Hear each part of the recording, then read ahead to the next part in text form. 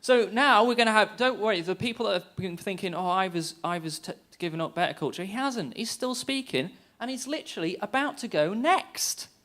So, can you give it up, please, for Ivor Tymchak, please?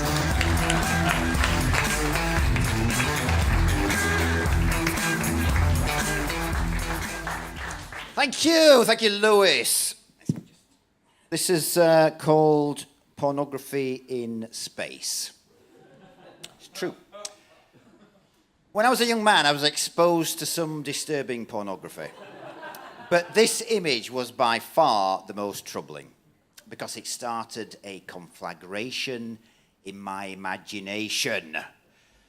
It's from Pioneer 10 and Pioneer 11, two spacecraft that were launched by NASA in the 1970s. Now, NASA was busy in this period because the configuration of the planets was such that they formed a virtual conga line in space. So a spacecraft could visit planet after planet and still travel in the same general direction. And they can get gravity assist as they pass the gas giant. So the spacecraft managed to generate enough speed to actually escape the gravitational pull of the sun. So the idea was that when it got to the edge of the solar system, it would be pointed at the void of space and continue forever. Or until it got intercepted by intelligent alien life. Whoa, when NASA scientists came up with this possibility, however slim, they got excited and they thought, we've got to get a message to these aliens. Who do we know who could come up with this message?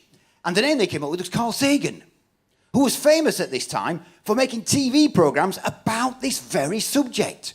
So they got him in, his current wife, he had a few, and some other bloke, and they told him, he said, you've got 3 weeks to come up with an image. And this is what they came up with.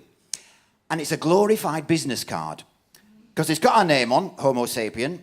It's got qualifications on there, a bunch of clever stuff about hydrogen atoms and pulsars.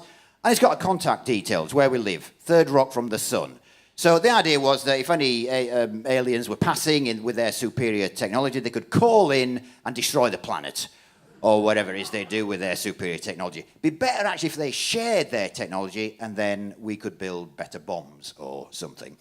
But when this image was released to the media, it was heavily criticised for this graphic at the bottom, pointing to the spacecraft. Because they said, well, if you come from a background that involves hunter-gatherers who are all used to spears, arrows, and pointy things, this will be easily recognisable.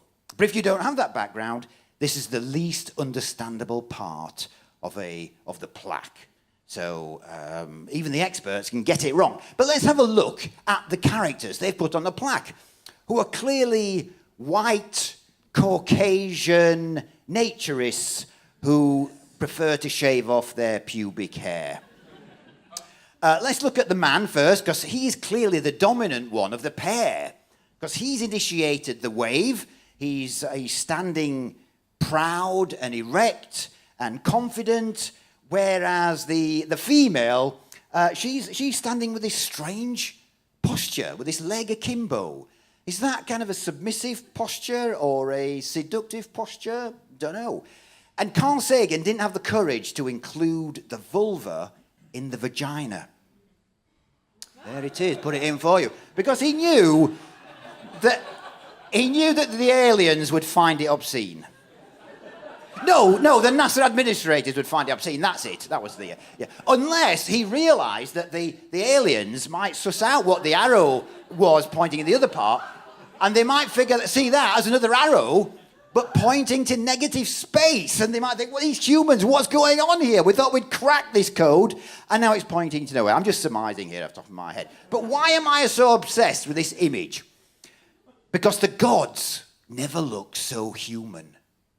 This image could be on an altar in a church in Ethiopia somewhere, and it wouldn't look out of place. So when I formed a rock band that toured Europe, I insisted that this image was included on the tour poster because it was so exotic. I don't know whether any of the audience got the connection with Pioneer 10 and 11, but it was in there.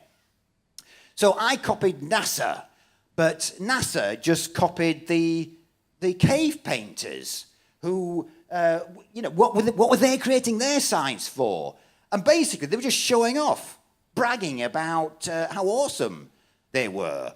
And so we've changed very little over the years. I mean, these people were high on drugs and dance, and they were saying, we understand about death, but we defy it.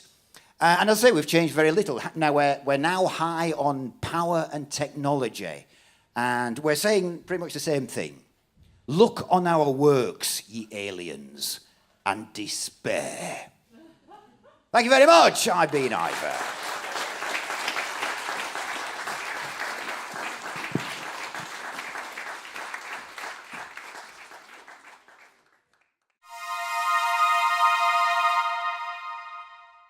Thanks for watching.